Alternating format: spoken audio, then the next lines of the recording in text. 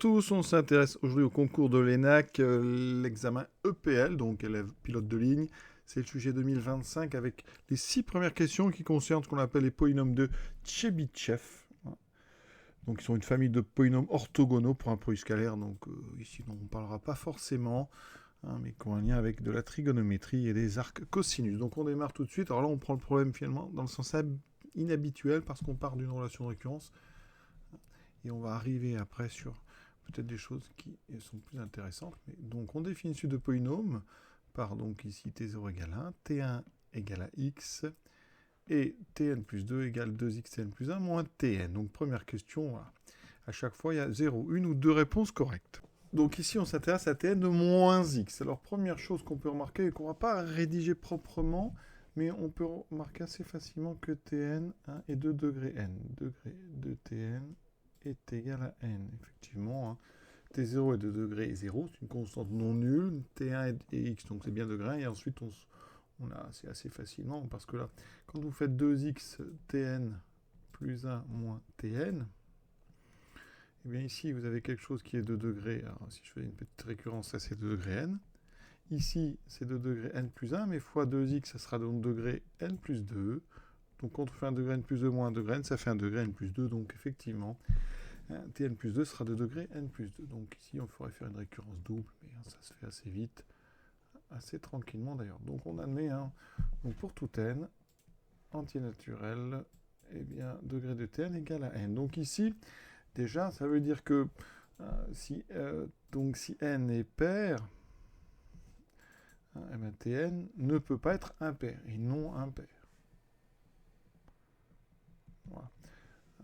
Rien de par les limites, à moins l'infini en plus l'infini, c'est pas possible d'être impair. Donc ici, ça élimine déjà la première proposition. D'ailleurs, on peut même l'éliminer avec donc T0 carrément. Regardez, pour T0, ça ne marche pas. C'est encore plus simple d'ailleurs en prenant T0. Ensuite, qu'est-ce qu'on remarque? On peut essayer de voir déjà. Donc T0, ça fait 1. T1, ça fait x. On va peut-être un peu. Donc T2, ça ressemble à quoi? Ça fera 2x fois T1, donc 2x2 moins 1. Donc vous voyez qu'ici, effectivement, c'est quelque chose de pair. Si on regarde T3, c'est donc 2x fois 2x carré moins 1 moins x. Donc si je développe, ça fait 4x3 moins 2x, 4x3 moins 3x. C'est impair, effectivement. Il y a peut-être quelque chose là-dessus. On verra peut-être ça un peu plus tard. Donc on voit bien ici que certains sont pairs, d'autres sont impairs. Donc qu'est-ce qu'on peut dire quand on remplace par moins x? On peut remarquer ici qu'il y a une dérivée. Donc la dérivée, les 2 degrés, 1 degré, donc n-1, là c'est 2 degrés n, donc déjà pareil, on peut éliminer le d. Tn de moins x peut pas être égal à tn' de x. Les degrés, ça ne fonctionnerait pas pour tout x. On voit bien ici avec t1 que t1 est impair, et ça élimine le b. T1 pour n égale 1, ça ne marche pas. D'accord? Donc il reste la seule possibilité, c'est le c. Alors, il peut être faux. D'accord? Et on voit que si n est pair, eh bien ça signifierait que Tn moins x est toujours égal à Tn de x, donc ça signifierait que Tn est pair, c'est ce qu'on a remarqué ici au début, et si n est impair, ça ferait un moins, donc on aurait bien l'imparité. Donc c'est ce qu'on va démontrer, on va montrer que Tn, eh bien, c'est de la parité en fait de n. Et on va montrer ça par récurrence double.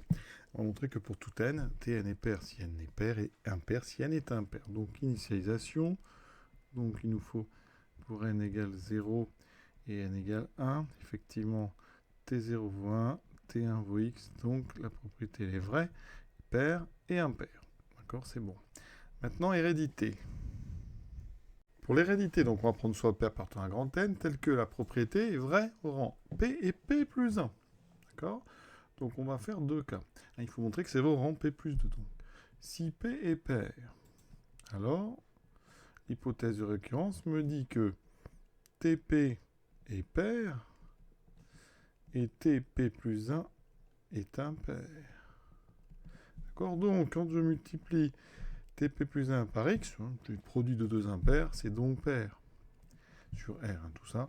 Et donc, si j'ajoute avec TP, XTP plus 1, même 2X, je multiplie par 2, 2XTP plus 1 moins TP, c'est donc une somme de deux fonctions paires, c'est pair. Et dans ce cas, donc effectivement, TP plus 1 est bien est pair, TP plus 2, pardon, c'est la somme, TP plus 2 est pair, et P plus 2 est pair. C'est-à-dire que c'est la parité de son rang. Deuxième cas, si P est impair, alors c'est la même chose, mais inversé. TP devient impair, c'est mon hypothèse de récurrence. TP plus 1 devient pair, et donc 2x TP plus 1, lui devient impair, on multiplie, c'est un impair fois pair, moins une fonction impair, c'est donc impair. Et donc TP plus 2 serait impair, et P plus 2 aussi. Donc la propriété, vous voyez, elle est donc vraie. Donc hérédité vérifiée. Et donc, petite conclusion de notre récurrence donc double. Hein, la propriété est vraie pour tout n. Donc ça veut dire que Tn est de la parité de n. Et donc ça veut dire qu'effectivement, Tn moins x, si n est pair, c'est Tn de x. Donc moins 1 puissance n, ça vaudrait 1. Et si c'est impair, il y a un moins qui sort, donc c'est bon. Ça veut dire qu'ici, la C était vraie. Question 2, donc il y a 4 propositions. Alors ceux qui savent, qui connaissent bien les problèmes de Chebyshev, c'est la C. Hein. Mais on va quand même montrer que les autres sont faux. Hein. Alors par exemple, si on va prendre un petit exemple, je vais prendre T0. Donc si je prends par exemple n égale 0 et θ égale 0, c'est vraiment très simple. T0, on sait que c'est 1. Donc à gauche, T0 2 pour le A, j'essaie d'éliminer le A. T0 de 0, ça vaudrait 1. Et sinus 0 vaudrait 0. Donc là, c'est absurde. Donc le A est faux. Pour le B, alors, ici, si on essaie de T1, le problème de T1, c'est que ici, c'est X. Donc c'est l'identité à gauche qui restera sinus C là. Et de l'autre côté, comme n égale 1, ça ne va pas changer. Donc on va aller tout de suite voir T2. T2, c'est donc 2x carré moins 2.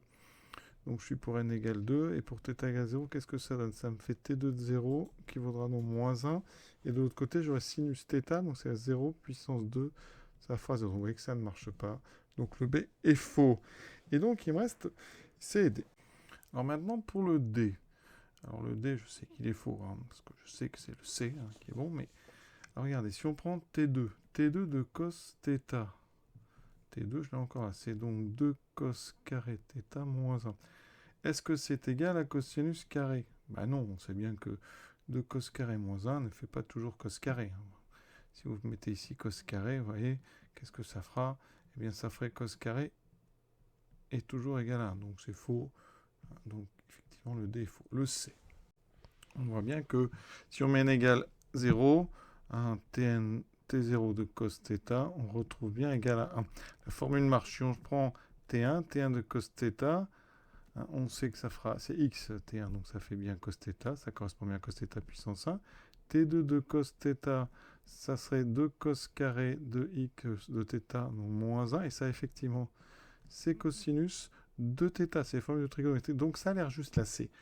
Donc si c'est un concours, vous pouvez peut-être prendre le risque et dire que le C est juste, hein, si vous le savez. Sinon, on va le démontrer par récurrence.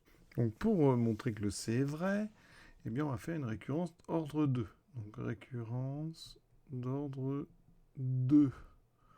Donc initialisation, j'ai besoin de rang 0 et rang 1. Donc pour n égale 1, enfin on va prendre pour n égale 0, T0 de cos θ, effectivement, ça fait comme T0 vaut x, ça fait donc cos θ.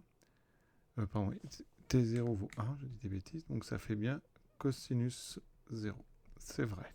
Pour n égale 1, T1 de cos θ, ça vaut, on a vu, T1 vaut x. Donc là, ça me fait cos θ. Et c'est bien égal à cos θ puissance 1. Donc la propriété, elle est vraie.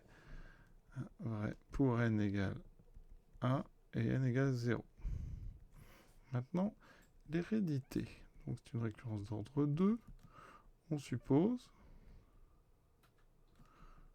que pour n appartient à grand n, eh bien on a deux choses. On suppose que Tn de cos θ, c'est cos de n θ, et en même temps, on suppose que c'est vrai pour Tn plus 1 aussi. Et on va montrer que c'est vrai pour Tn plus 2.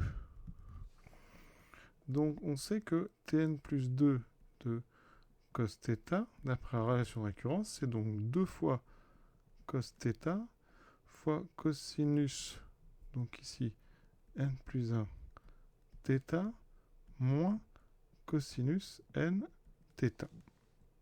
J'ai vraiment ici utilisé la relation de récurrence qui est donnée en bleu, que j'ai appliquée en cos θ. Je rappelle ensuite la formule de trigonométrie.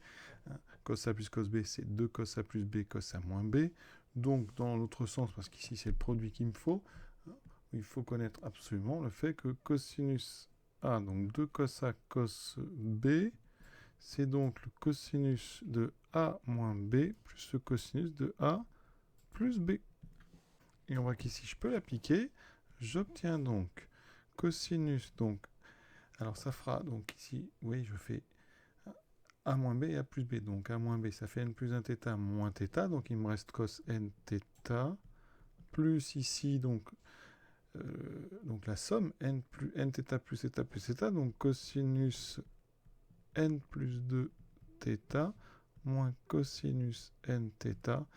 On simplifie, il me reste effectivement cosinus N plus 2 θ. Donc on a bien montré par récurrence, effectivement, par récurrence double, que Tn de cos θ est égal à cosinus N θ. Ça, c'est pas mal. Et c'est souvent comme ça qu'on démarre en fait la définition des polynômes de Chebyshev. C'est donc des polynômes qui permettent de transformer des cosinus nθ en des polynômes en cosinus θ. Ça peut être pratique. Vous voyez, par exemple, l'intérêt, c'est que si vous voulez, par exemple, cosinus 4θ, eh bien, il suffit d'aller chercher les polynômes de Chebyshev. C'est-à-dire que vous avez t0 égale 1, t1 égale x, t2 égale 2x2 moins 1, t3, on a vu que ça faisait 4x3 moins 3x, et donc si vous voulez cos 4θ, il faut aller chercher t4. t4, c'est donc 2x fois t3, ici, donc moins t2, moins 2x2, donc plus 1. Il me reste donc 8x4, moins 6x2, moins 2, donc moins 8x2, plus 1. Et donc cos 4θ, rapidement, ça fait 8 cos θ puissance 4, moins 8 cos θ au carré, plus 1. Et vous voyez que si vous voulez cos 5θ, il faut aller chercher t5, etc. Donc ça peut être intéressant pour transformer des cos nθ en polynômes en cosinus θ. Alors, en question 3, on s'intéresse donc aux racines complexes de Tn. Alors, Tn, on l'a dit, il est de degré n. Donc, si on prend n non nul, il y a exactement n racines avec la multiplicité, bien sûr. On va utiliser ce qu'on vient de trouver. On va d'abord chercher les racines qui sont en fait entre moins 1. Alors, on va montrer qu'il y en a n, et donc forcément, c'est les n racines, puisqu'au maximum, il y en a n. Donc, si on a ça, égal à 0, ça équivaut donc à cos nθ égale à 0. Donc nθ, c'est un cosinus, donc c'est du pi sur 2 modulo pi. Autrement dit, il existe un antiratif z tel que θ appartient à pi sur 2 plus 2k pi. Donc si je mets tout, plus k pi, pardon, c'est un modulo pi. Voilà. Et maintenant, ça veut dire qu'ici, eh bien, il existe k appartenant à z tel que θ. C'est donc, je mets au même dénominateur, on aura 2k plus 1 pi sur 2. À noter que j'aurais pu prendre moins pi sur 2 et donc avoir ici un moins 1. Ça va avoir son importance parce qu'ici, j'ai l'impression qu'il y a plusieurs solutions qui sont correctes. Conclusion, ça veut dire que là, si maintenant je remplace θ dans cos θ, c'est-à-dire que les cosinus des 2k plus 1 pi sur 2 sont racines de Tn. D'accord, pour k appartenant à z. Alors ici, évidemment, chaque tour, il va y avoir, quand k va faire un tour, quand nous allons faire un tour, on va revenir plusieurs fois sur les mêmes. Donc ici, il suffit de prendre k donc, qui appartient à 0, n moins 1. On a ici, ça veut dire que dans ce cas-là, tous les cosinus 2k plus 1 pi sur 2 sont différents. Et donc, on a n racines. Oui. Et comme il y en a n au maximum, vous avez trouvé les n racines. Donc, ça veut dire qu'ici, on a celle-ci. Alors, j'ai pris pi sur 2, j'aurais pu prendre moins pi sur 2, et donc avoir un moins 1. Donc, ça veut dire qu'ici, ça revient exactement au même. Le b aussi est forcément juste. Les autres ne peuvent pas aller. Ce sont ici des sinus, donc on élimine les deux. De toute façon, on a dit qu'il y avait 0, 1 ou 2 réponses correctes. J'en ai déjà trouvé 2. Donc, les C et D sont fausses. Et pour info, on peut passer de là à B de façon assez simple en posant k' égale n moins k. Quand j'ai cosinus, donc 2k plus 1 pi sur 2n. Si je remplace en fait eh bien, k par n moins k', donc j'aurai 2n moins 2k' plus 1 fois pi. Voilà. Je sépare ici, j'ai 2n sur sa phrase, ça fait cosinus donc ici pi. Ensuite on a donc moins, j'aurai ici 2k' moins 1 pi sur 2n. Et cosinus pi moins quelque chose, c'est cosinus du quelque chose. Donc ça me fait cosinus 2k' moins 1 pi sur 2n. Donc vous voyez que en changeant juste l'entier, en le prenant n moins k, je reviens des solutions alpha k du A aux solutions du B. Donc c'est évidemment A et B sont les mêmes. Et à noter que j'avais pris de 0n moins 1. Effectivement, je viens de le voir, mais c'est de 1n, ça revient au même. Hein. Il suffit d'en prendre n d'affilée, consécutifs. Alors, on s'attaque maintenant à la question 4 et les racines, le produit des racines. Alors, les racines, on a vu, c'était des cosinus. Hein. Donc, déjà, hein, on voit que le produit de ces cosinus, si le produit faisait 1, c'est-à-dire que toutes les racines feraient 1. Donc, déjà, on peut éliminer assez facilement le B. Le produit ne peut pas faire 1 ni moins 1. C'est-à-dire que toutes les racines seraient 1 ou moins 1. Donc, ça, on élimine. Voilà. Ensuite, on peut regarder déjà pour T1. T1, il y a une seule racine qui est 0. Vous voyez, donc déjà, le produit ne peut pas faire 1 ou moins 1 puissance n. Ça confirme ce qu'on vient de dire. Ensuite, T1, ça veut dire que c'est n qui est impair. Et on aurait le produit des racines, il n'y en a qu'une, c'est 0. Et donc le produit des racines ferait 0, puisqu'il n'y a qu'une racine. Donc ça veut dire que quand n est impair, on aurait 0. Donc ça correspondrait plutôt au D, donc le C n'est pas bon. Puisque le C contredirait le fait que T1 n'a qu'une racine qui est 0, pour n impair. Il reste la possibilité de D. Alors on peut regarder T2. Hein, T2, c'est facile, on a c'est 2x2, donc si on factorise par 2, ça fait x2 moins 1 demi. Donc les racines, hein, c'est des racines de 2 sur 2, et moins racine de 2 sur 2.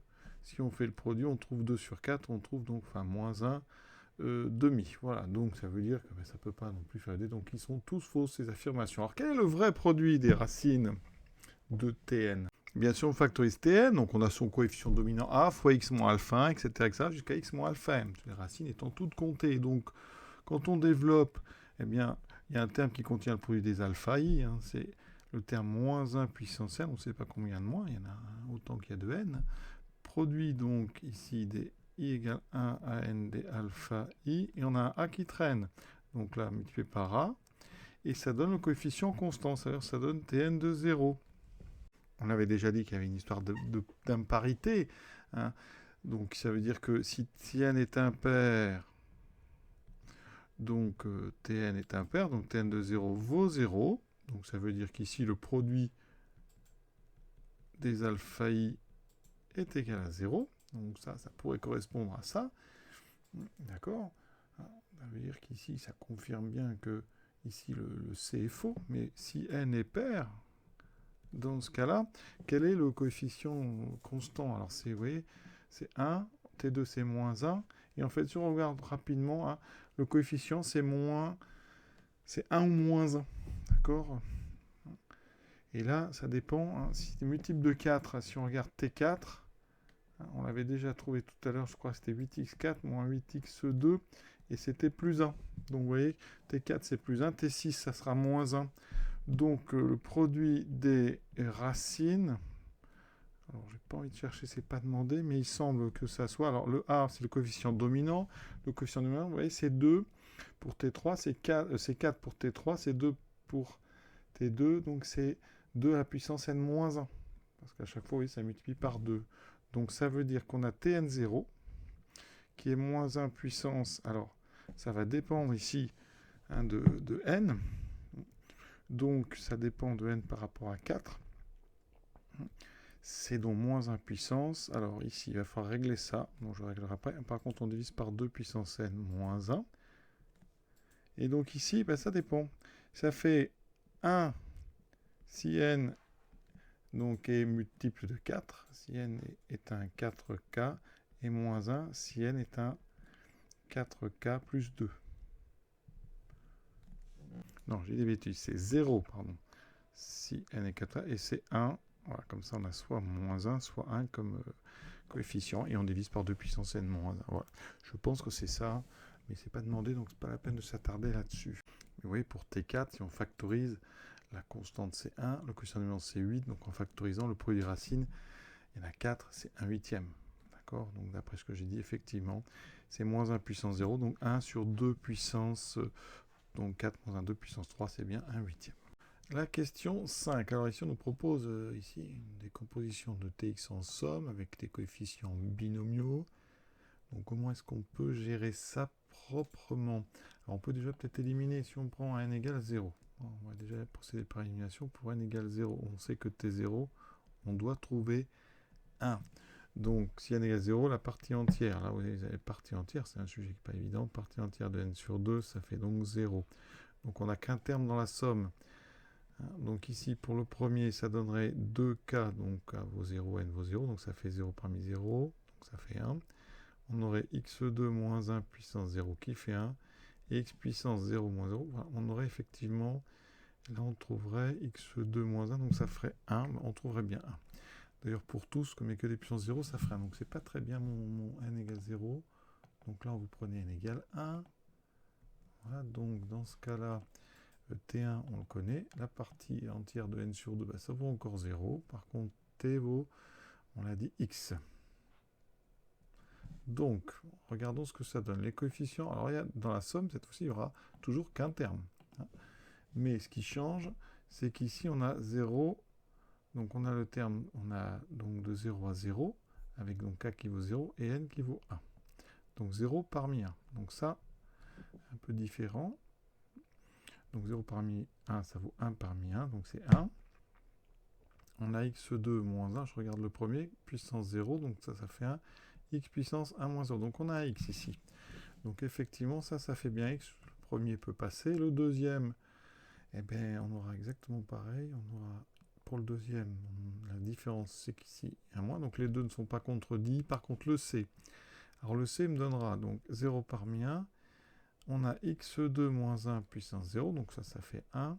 Par contre, on a x, donc 2n2, on a x carré, donc ça ne va pas. Donc vous voyez que le c est éliminé à cause de t1. Et l'autre, eh bien, je pense que ça va faire pareil. Donc le c et d sont éliminés grâce à t1. Donc déjà, c'est pas mal. On a déjà plus que 2. Pour n égale 2, donc la partie entière de n sur 2, ça fera 1. t2, on le connaît, c'est 2x2 moins 1. Donc, il faut que je vois quelle est la somme qui va marcher. Donc, cette fois-ci, on a deux termes dans la somme. Donc, d'abord, pour k égale 0, ça fera 0 parmi 2, x2 moins 1 puissance 0, x puissance 2 moins 0. Donc, x2 plus le deuxième, donc ça fera k vaut 1, donc ça fait 2 parmi 2, x2 moins 1 puissance 1, et x puissance 2 moins 2. Donc, ça me donne 0 parmi 2, ben, ça fait 2 parmi 2, ça fait 1. 1, donc ça donne x2 plus x2 moins 1. Voilà, donc ça fait 2x2 moins 1. Celui-là marche encore. Pour le suivant, il y a une petite différence sur le x2 moins 1 qui devient ici un 1 moins x2.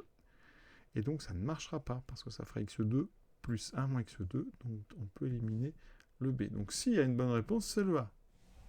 Alors, ce que je vous propose, c'est de partir de tn cos θ égale cosinus n θ. Donc cos n θ, c'est partie réelle de i θ puissance n. Voilà. Et donc, formule de l'air. Et je vais développer avec la formule du binôme. Sachant que je prends que la partie réelle. Donc si je développe avec le binôme, ça fait réviser de toute façon le binôme. Donc ça, c'est la somme pour k allant de 0 à n, dk parmi n. Donc ici, cosinus θ puissance k, sinus θ puissance n moins k. Mais nous, on veut que la partie réelle. Et j'ai oublié, pardon, le plus important, c'est le i n moins k. Donc là, on a un petit souci, parce que ça va donner des complexes. Moi, je veux que la partie réelle. Donc quand je prends la partie réelle, donc de mon cos θ plus i sinus θ puissance n, il ne va pas rester. Il va rester que la moitié des termes. Alors pas exactement la moitié, parce que ça dépend de n. Si n est pair, vous avez un nombre impair de termes. Si n est impair, il y a un nombre pair. Donc on va garder tous les termes ici avec des nombres, tous les termes avec k pair. Il faut garder les k qui sont pairs. Donc ça va donner quoi? Alors je vais changer la lettre pour l'instant. Je mets k. Il va aller de 0. Alors c'est pair. Donc on va diviser. On va prendre la partie entière de n sur 2. D'accord? Ensuite, j'aurai les coefficients binomiaux avec 2k. Ici, j'ai mis un grand K, donc 2 grands K n. Ici, j'aurai cosinus 2k de θ, sinus, donc n moins 2k de θ, et le i, il me pose problème. Alors, on va peut-être changer, on va utiliser le binôme, mais dans l'autre sens, c'est-à-dire qu'ici, on va plutôt mettre cosinus à la puissance n moins k, le sinus à la puissance k et i puissance k. Ça sera plus simple à gérer. Donc là, on va changer. Donc j'aurai du cosinus n moins 2k. Pardon, ici c'est n moins 2k, sinus k, et donc ik. Sinus 2k et ik. Donc attention, parce que là, effectivement, j'aurai donc i 2k. Et là, ça dépend, parce que i puissance 0, ça fait 1, i au carré, ça fait moins 1, i puissance 4, ça fait 1. Donc là, il faut faire attention. Donc, ici, j'ai pris la partie entière. Voilà. Ensuite, donc, j'ai 2k parmi n. Alors maintenant, je vais revenir à... Donc ça, j'ai dit que c'était cosinus nθ. C'est donc tn de cos θ. Donc, pour x entre moins 1 et 1, je peux donc dire que x est un cosinus de θ. Donc ici, j'obtiens ceci. Ça, c'est donc x puissance n moins 2k. Sinus, alors ici, on a sinus puissance k. Donc sinus carré à la puissance k. Donc j'ai 1 moins x2 à la puissance donc k. Et ici, un moins 1 à la puissance k. Alors c'est ça. Quand je vais rentrer ce moins 1, ça va retransformer ça en x2 moins 1. Donc j'ai la somme pour k en 2, 0. Je reviens sur un petit k, ce sera plus simple. 2 petit kn. Donc x puissance n moins 2 petit k. Ensuite, ça sera x2 moins 1 puissance petit k. Et donc effectivement, c'est exactement la réponse du A. Donc une question quand même que je trouve pas facile en temps limité. Mais voilà comment on peut l'obtenir. Alors, là, il faut maintenant généraliser que je suis sur moins 1, d'accord? Donc, sur moins 1, on a ça, qui est égal à 0 sur moins 1. C'est-à-dire qu'il y a un polynôme de degré ici, n, degré n, avec infinité de racines. Tous les éléments de moins 1 sont racines de cette différence. Donc, ça veut dire que, eh bien, c'est le polynôme qui est nul sur R. D'accord? Donc, ça veut dire que Tn de x est bien égal à cette somme, je ne la réécris pas, sur R, puisque vous avez réussi à montrer qu'elle était égale à cette somme polynomiale sur un intervalle avec une infinité de réels. Pour la question 6, alors on est sur moins 1. Donc là, on va utiliser, je pense, un Tn de cos θ, c'est-à-dire qu'on va poser donc x égale cos θ, puisque x appartient à moins 1 dans chaque 1, donc on va utiliser ceci. Donc là, on a du demi, donc j'imagine que c'est EI nθ moins, plus E moins I nθ sur 2. Donc ça ressemble quand même. Voilà, EI nθ, donc c'est du cos θ plus I sinus θ à la puissance n, plus cos θ moins I sinus θ à la puissance n. Alors on n'est pas loin parce que θ c'est x, donc x égale, enfin cos θ c'est x, et dans ce cas-là, ben, sinus x, enfin sinus θ, pardon, ça sera donc racine de 1 moins x2. Alors au signe près, donc c'est plus ou moins. Voilà, plus ou moins. Mais ça veut dire que comme il y en a un de chaque, ben, on va se retrouver, c'est-à-dire qu'ici, parmi les deux, on a donc x plus, donc celui-ci, si le cosinus est positif, ça sera celui-ci en premier. Et là, on rajoute un moins, donc on aura... Donc au lieu d'avoir plus i, on aura moins i. Donc effectivement, ça c'est assez rapide. Donc ça donne, finalement, alors laquelle est la bonne? Ils se ressemblent tous. Donc là, c'est pas le bon ici parce qu'il manque le i. Ici, il manque un i. Et enfin, avec 2 i, donc c'est celui-ci. Et là, la puissance n est au bon endroit. Donc c'est la réponse D, je pense, la bonne. On a terminé ces 6 premières questions sur les polynômes de Chebyshev. Loin d'être évident, il y a beaucoup de travail, je trouve, mais bon, c'est toujours intéressant. J'espère que je n'ai pas fait d'erreur. Mais après, donc, tous les autres sont faux, et c'est le D qui est correct. Vous pouvez remarquer d'ailleurs que ces 4-là, C'était sur -1 parce qu'on peut considérer racine à moins x2. Alors que la question 5, elle était valable, elle, sur R. Donc c'est une petite différence entre les deux. À bientôt pour la suite donc, de ce concours.